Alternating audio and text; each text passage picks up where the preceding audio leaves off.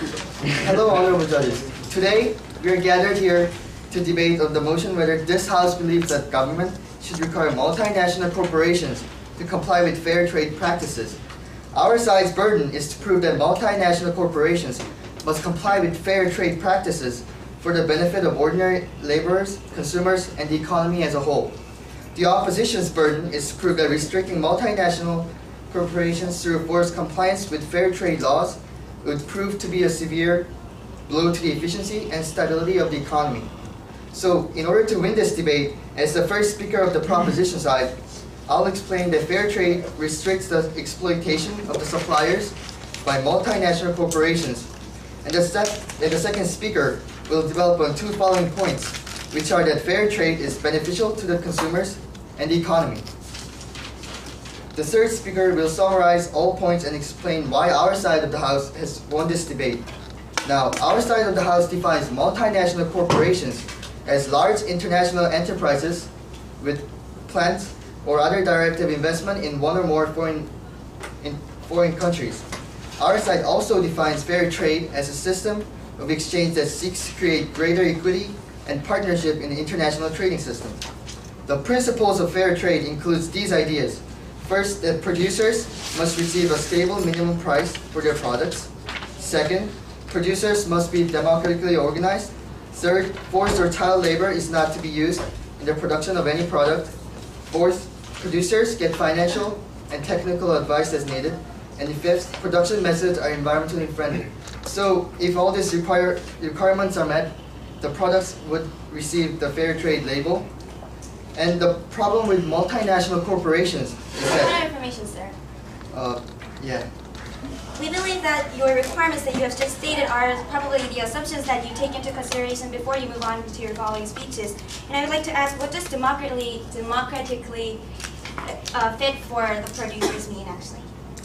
So, democratically organized means that the process is decided by the majority. So continuing on with my presentation. The problem with multinational corporations is that as profits are naturally the most important goal for multinational corporations, damaging results can arise such as violation of human rights, environmental damage, child labor, driving toward cheaper and cheaper labor, and so on.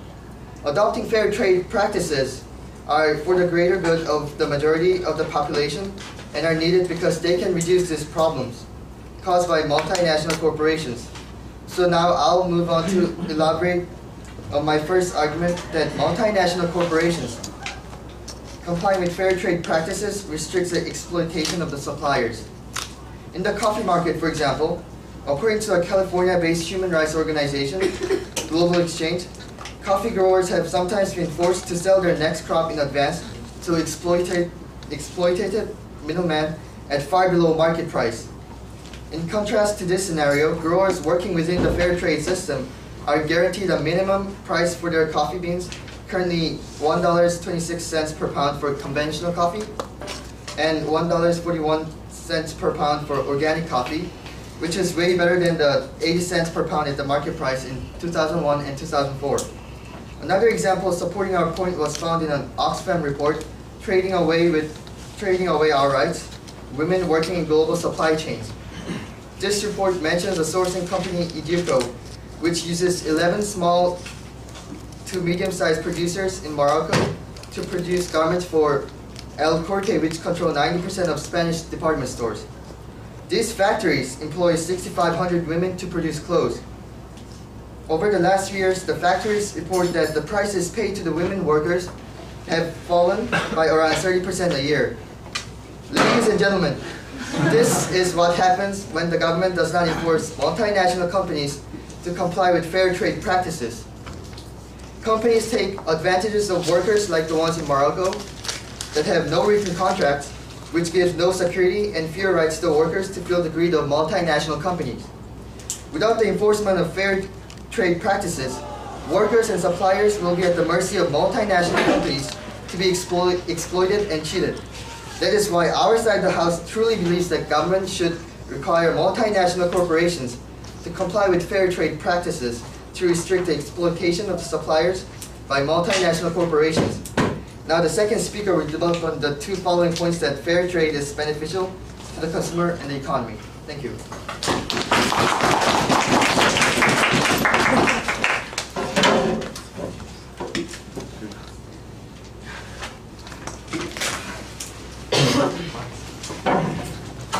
Okay, let's welcome Louis. First speaker, please.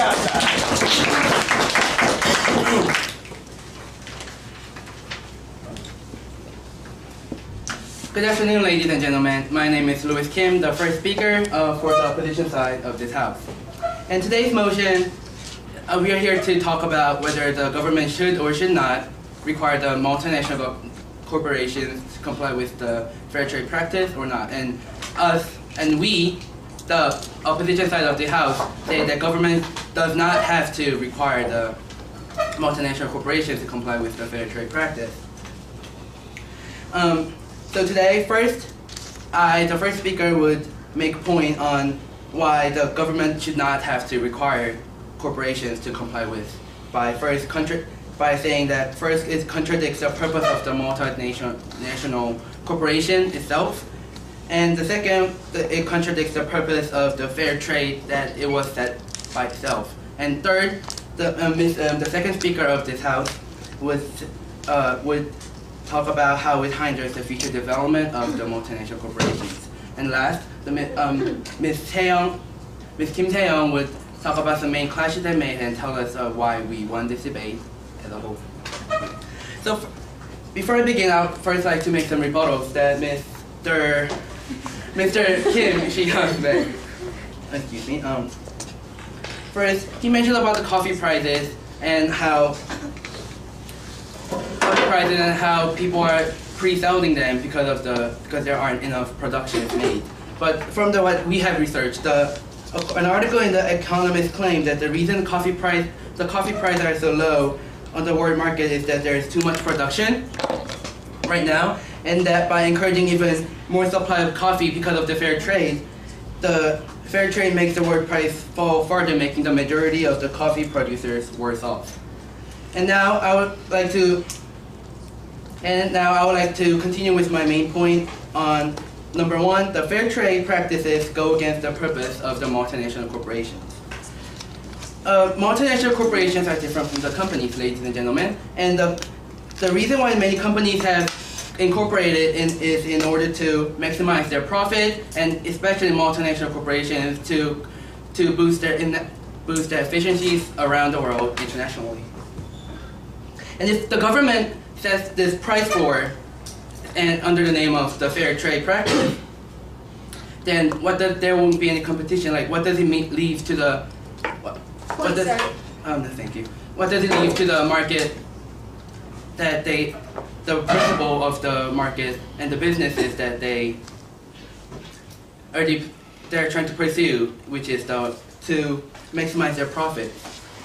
And second point I would like to make is that the suppliers or any workers in the developing countries who are entitled to get fair trade practices is that I'm saying that they're being inefficiencies in many ways. The whole concept of fair trade practices is in order to give them adequate money or the income or the wages, and to give them basic rights, and to give them enough money to survive by selling their products. But if the minimum wage is set, the price of the item would go up when it comes to retailing process. And thus, because of the increased price, the demand of the customers would go down, and thus lead to excessive supply. Wait, sir. Yes.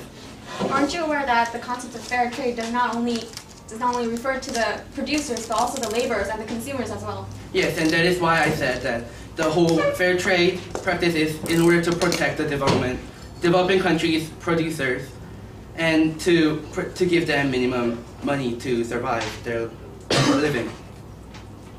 So to continue, as I was talking about the excessive supply, because there are excessive supply but not enough demand to cope with, the company would eventually decide to shrink the market or even to pull out from the suppliers that used to have a deal with. So we can ask, then what good would minimum wage do when there are workers being fired off because there are too many supplies? Let's keep that in mind. And now our second speaker, So-yeon, will elaborate on the third point that the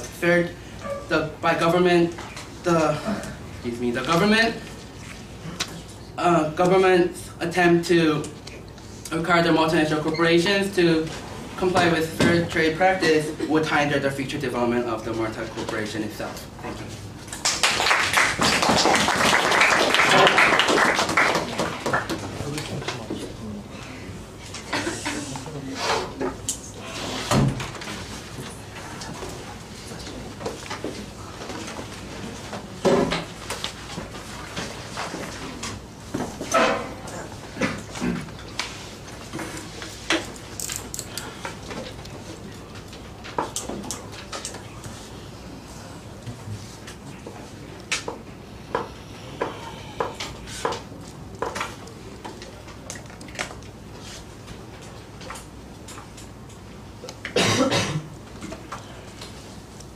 Hey, Jungkook is the next speaker. Let's give him a hand.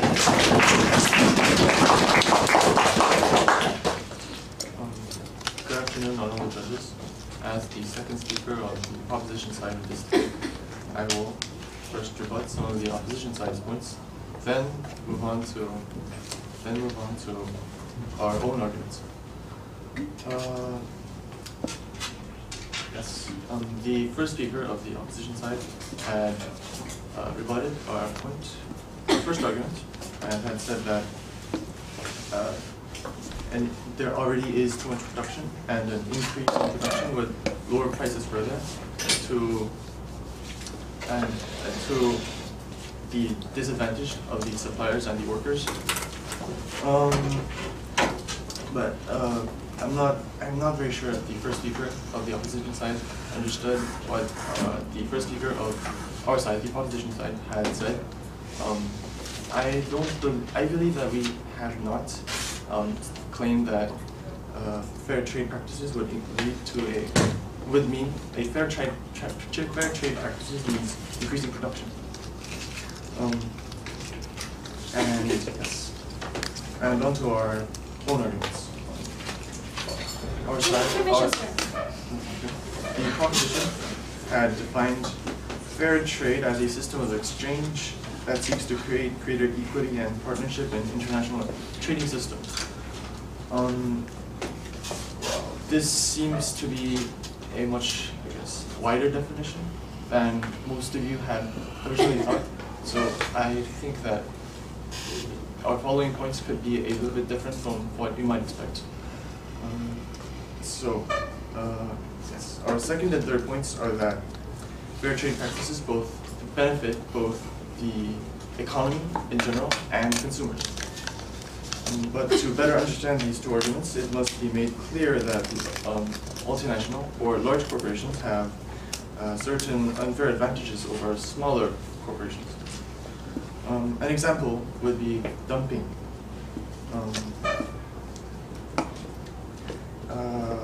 For example, in the 80s, American chip makers had accused Japanese chip-making giants of dumping, and this means that they had accused the Japanese corporations of selling their products at prices much lower than those of their American competitors, and so put out of business all but two of the American corporations. This is a classic example of dumping, as in this case, a lot of foreign companies. Foreign companies entered the market and drove smaller corporations out of the market with predatory pricing. And another example of an unfair advantage would be the court cases between the European Union and Microsoft. We do understand that the examples that you have been listing are related to the side effects of multinational corporations, but how does promoting fair trade actually prevent these side effects from happening? I will talk about that later. These examples and this reasoning that I'm explaining right now is the basis of our conclusion that is to come later.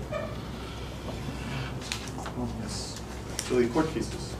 In 2004, the European Union fined Microsoft $613 million for its competition preventive business policies, and most significant among them was the bundling of the Windows Media Player with Microsoft's Windows operating system. And yes, this is another good example of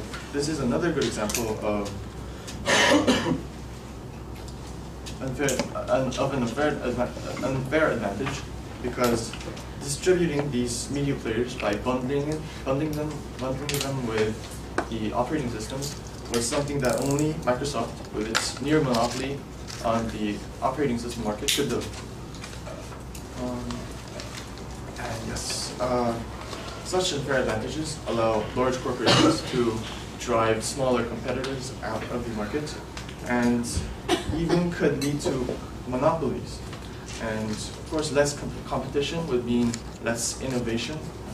And in a monopoly where there is no competition at all, there will be, of course, no innovation at all. And a lack of innovation could lead to a complete standstill of an entire industry. So, from this reasoning, we can draw our second and third arguments. One is that such a standstill would put a halt to the development of better products by corporations, and the lack of competition would allow corporations to fix higher prices on their products. So consumers, this would be disadvantageous to consumers, as they would have to pay higher prices for products that are no better. But fair trade practices would prevent this by guaranteeing that competition is maintained. And also, our third point is that fair trade practices would benefit the economy in general, as it would keep the economy healthy by keeping industries intact. And this, of course, also would be done by maintaining competition within an industry. Thank you.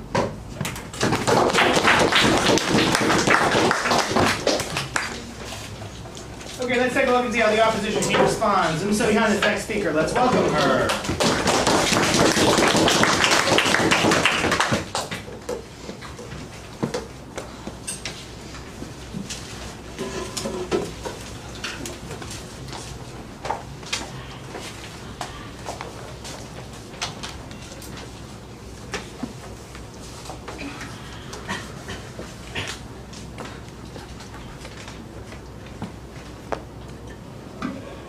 Multinational corporations can have a powerful influence in international relations and local economies.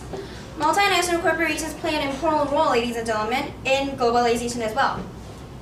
Good afternoon, ladies and gentlemen. As the second speaker of the opposition side on today's motion, I would like to present, first of all, the rebuttals of the first and second speakers of the proposition side, and then move on to elaborating on our own the last point.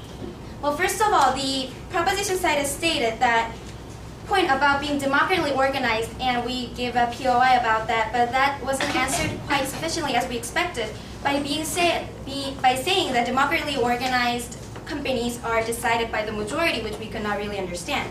This wasn't clearly defined, and for their first argument, which is fair trade is good for the majority, again, this is an unclear explanation, ladies and gentlemen. Which majority is the proposition side actually talking about?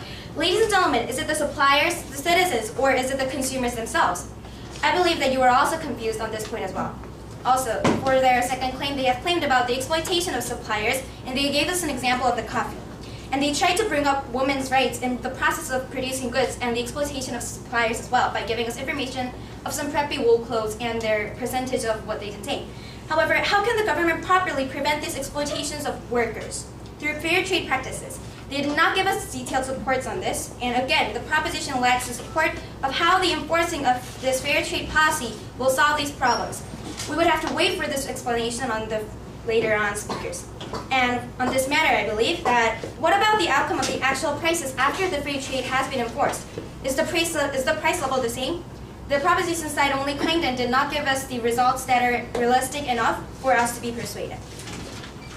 And for the second for the second and third arguments that the proposition side has given us, they have claimed that fair trade practices benefit both the economy and the consumers, and also the unfair disadvantages have been given to the other companies as well.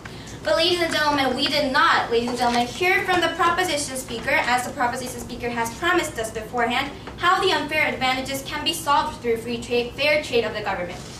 And their last claim was that there is less competition and less innovation through this process. However, this is exactly what we want to say, ladies and gentlemen. There is less competition if fair trade is enforced. They have contradicted their own arguments. We would like to claim that fair trade practices of the multinational corporations goes against their primary purposes, and thus this results in less competition and less innovation, and also hinders further development as well. Yes, sir. I believe the speaker has Could you please misunderstood. stand up? Don't mumble.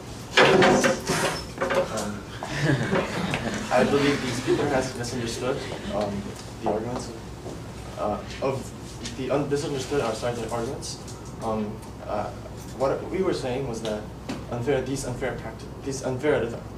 fair trade practices could benefit the economy and consumers by getting rid of these, or getting rid of these unfair advantages that large corporations have over smaller corporations. We were not saying that. We were not putting innovation and fairness and what's the benefit of consumers and economies, all that. We were not putting all of those things into separate points. They were all part of one big picture. But sir, what the opposition said, and I believe the adjudicators heard, was that less competition is bad, and thus it results to less innovation. Now I'd like to move on to our own points. Well, first of all, ladies and gentlemen, our third argument is that when government requires multinational corporations to abide by fair trade practices, this act will hinder further development in the future. Ladies and gentlemen, this applies for both the domestic corporations and the development in further technologies as well. First of all, I'd like to talk about the hindrance of development for the domestic corporations. With fair trade practices, it becomes the responsibility of the government to provide subsidy for workers and the minimum wage policies as well, like the proposition side would also agree on that. Thus, obviously, this creates inefficiency in the international market as well. Ladies and gentlemen, where so many individuals and companies trade and purchase goods, which is where the multinational corporations operate, with fair trade practices that create inefficiency in markets, domestic corporations that specialize in certain fields, as an example in Korea, semiconductors are exported widely around the world, and there are companies such as Samsung that have branches in many parts of the world, such as China and India, and this functions as multinational corporations. They will not be able to promote maximum efficiency under the fair trade practices and result in losing competitiveness as well. Now I'd like to move on about my second point in our third point, which is it will hinder the further development of technology, not only the domestic corporations. While less incentives are provided to the companies, not only domestic companies, but international companies with fair trade practices. Ladies and gentlemen, this fair trade practices leads in a totally negative consequences of making sure that every single corporation is to fail in meeting their goals. Ladies and gentlemen, even the corporations that have been prospering beforehand, before the fair trade policy was enforced, would have to delay their progress, and this in turn will lead to drawing back growth. Even before the growth of corporations are enough for promoting equity, as the proposition side would like to hear about promoting equity. Ladies and gentlemen, today I have given you rebuttals about what the proposition side has said, and also made further elaboration on our points. Thank you for listening to my speech.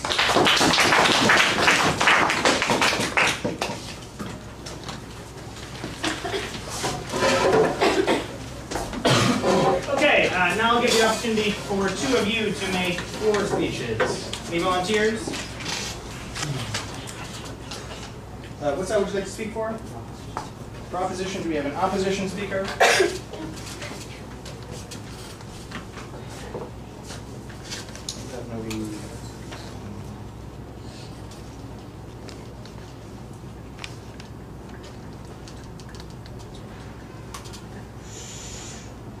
Our Junghyuns. We've only heard from one, haven't we? Bak Jung-hyun, have you given the floor speech? So Junghyun, have you given the floor speech? Yes. Oh, you both have. Sorry. Ki-byung, have you given one? No, you haven't, have you? Opposition. Okay.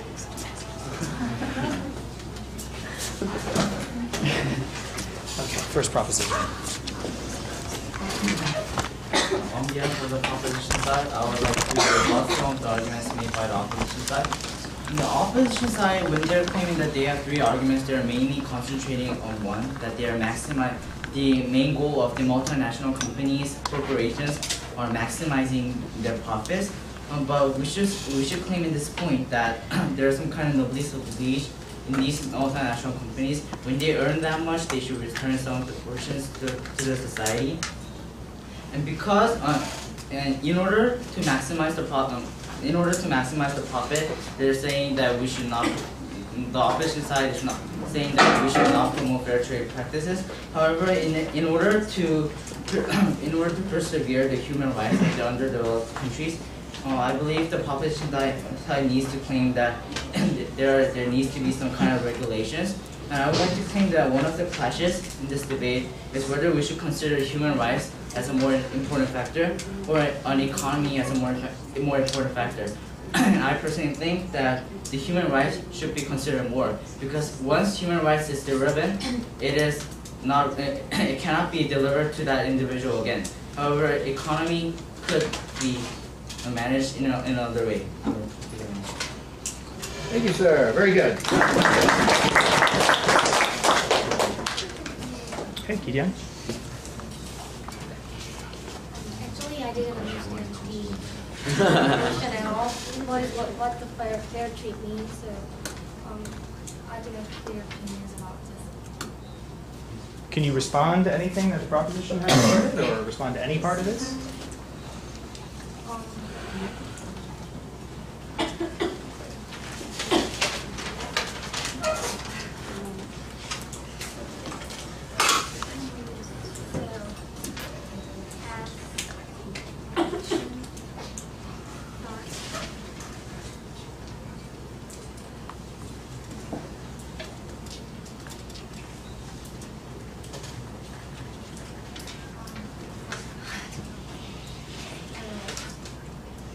We need a floor speech.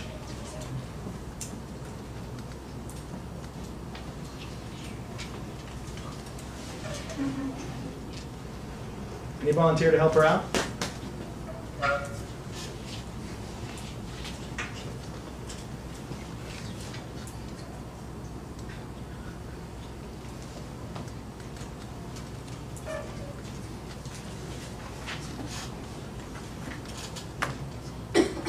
I think you can find some aspect of this debate to respond to.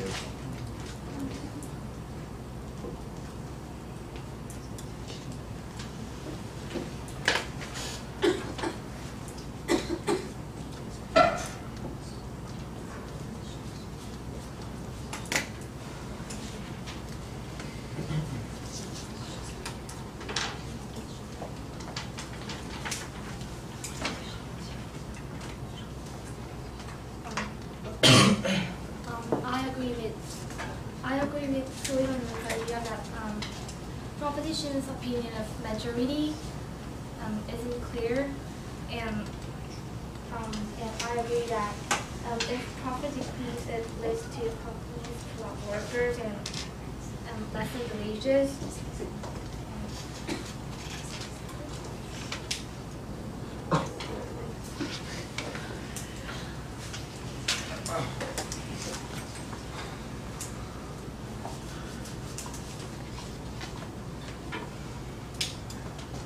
Fine.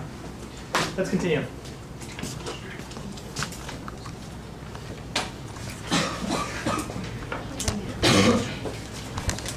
Se-young is the final speaker for the opposition side. Let's welcome her.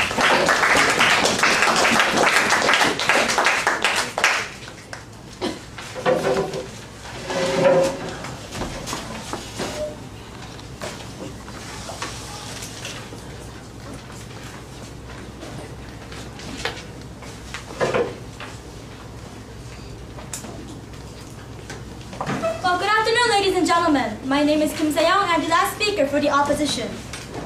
Well, ladies and gentlemen, this debate today is not really about whether the multinational corporations has a responsibility to pay to these producers. Rather, ladies and gentlemen, this debate is whether we are ready or not to do these responsibilities.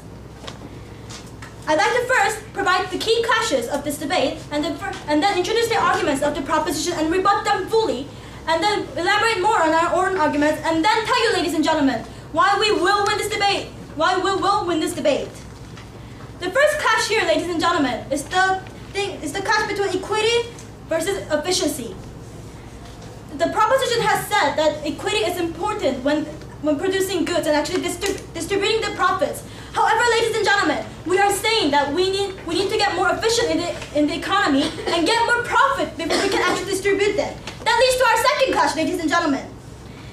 They have provided that fair trade can be a solution to solve these disadvantages of the multinational corporations. However, ladies and gentlemen, I am going to elaborate how that is not so, because it is not advantages for first, the economy, second, the suppliers, and third, for the consumers. Now, ladies and gentlemen, I now like to introduce their arguments. The proposition has stated that by fair trade, it can restrict the exploitation of the majority. However, as our excellent second speaker has rebutted, what majority is this? They have not defined clearly what this majority is. Also, when they have given examples of how workers are not being paid well, they did not actually suggest the outcome. They did not say what the price difference is between the fair trade products and the non-fair trade products. Also, their second speaker has tried to elaborate on their second and third point. However, first, ladies and gentlemen, I couldn't really hear him due to his mumbling. And second, he did not clearly elaborate on his arguments. He has only given a string of statistics and examples that are not relevant to the issue right now. And as our second speaker has pointed out, there is no how on their logic, ladies and gentlemen. They have only suggested that this may be the incentives and the idealistic future of the economy. Now I'd like to elaborate on our own arguments.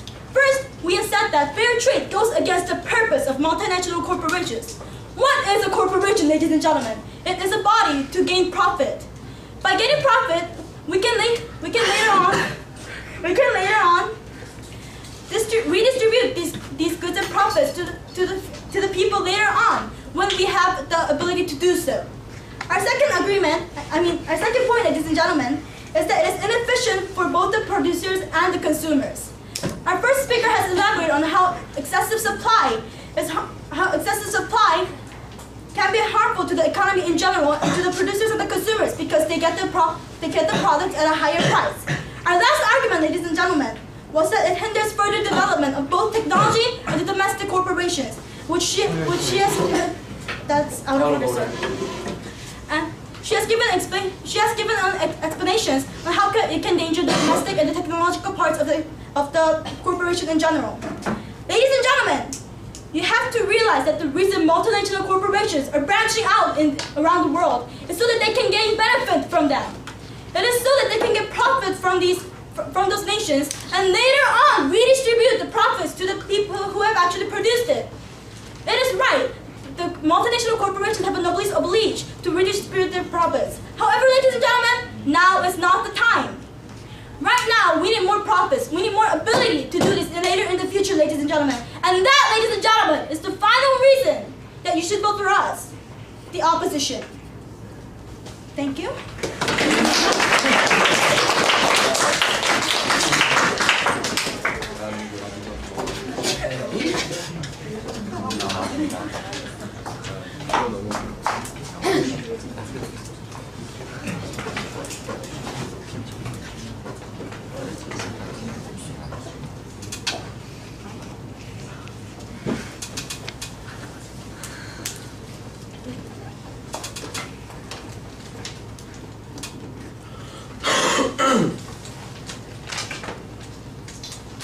Okay, Isan is going to provide the final speech for the proposition side. Let's welcome him.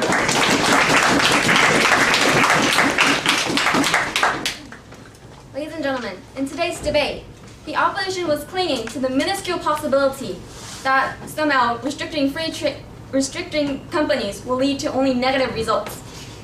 The claims they made in today's debate can be summarized in one single phrase. They're ignoring the greater good. Good afternoon, ladies and gentlemen. As the final speaker for the proposition and for this debate on the motion, this House believes that government should require multinational corporations to comply with fair trade practices. I would like to begin by pointing out some major clashes in this debate, and then summarizing our points, and finally leading up to the reason why the proposition is the one to win this debate. In today's debate, there are mainly three clashes. The first one is that what exactly is fair trade? The second, what is the purpose of multinational corporations? And finally, what is the result of government restriction? First, to the first clash, what is fair trade? The opposition argued that this is a trade that provides adequate pay to producers. In other words, they focused only on the producer side. Although they tried to provide an analysis of the market by saying that the market will shrink and the corporations will unemploy workers, this was very unrealistic, considering the capability and the size of the multinational corporations. And even if it does happen, it will be the loss will be minimal compared to the benefits that the fair trade practice will bring. Before you proceed, ma'am. Thank you. On the other hand, the proposition argued and defined and showed you that the fair trade refers to not only the producers but also to the consumers and the market economy as a whole. We argued also that fair trade practice will influence each sectors in a significant way. And unlike the opposition, who focused on a limited point of view, we gave a general and overall point of view that fair trade practices will influence everyone and will therefore need to be changed through the government. Point of information, ma'am. Thank you. And to the second clash, what is the real purpose of the multinational corporations? The opposition here argued that multinational corporations were clearly different from national corporations, and their purpose was that only maximizing profit. Here, the opposition again has a narrow point of view. No, thank you. Today the opposition focused on what is the goal of the multinational corporation. They focused on only the rights but not the responsibility. Point of information, ma'am. Thank you, ma'am. However, on the other hand, the proposition argued that the multinational corporations are companies working under the basic rules of management, has a responsibility to maximize, the same with small, big, or national corporations. They have the responsibility to maximize the welfare. Yes. We believe that we do not only consider the multinational corporations, but also the responsibilities of the multinational corporations. And don't you agree that the reason that we did actually concentrate some parts on the multinational corporations is because we did actually acknowledge the responsibilities of the multinational corporations, and we stated that the multinational corporations had the responsibility. They consider the welfare of the consumers and the laborers only a minimum, and they mostly ignore the fact that forcing these corporations to buy to fair trade will not advantage them significantly. Also to the final clash, what is the result of the restriction of the government? The opposition here took a short-term point of view, and they focused only on the future development of these companies.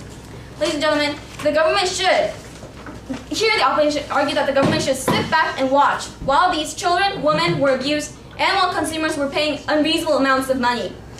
And to the reason why the proposition is the one to take this debate. The opposition had a burden at the beginning of the debate that they need to prove that the restriction will harm the stability and the efficiency of these markets significantly. However, they failed to do so, and they failed to meet this challenge through limited, narrow, and short-term points of view. Ladies and gentlemen, the proposition is not claiming that this motion is 100% perfect and unflawed. However, we are proposing that this is the best solution. And because the proposition believes and has proven to you that the government requiring companies to comply with fair trade practices will lead to the greater good. We believe the motion stands. Thank you.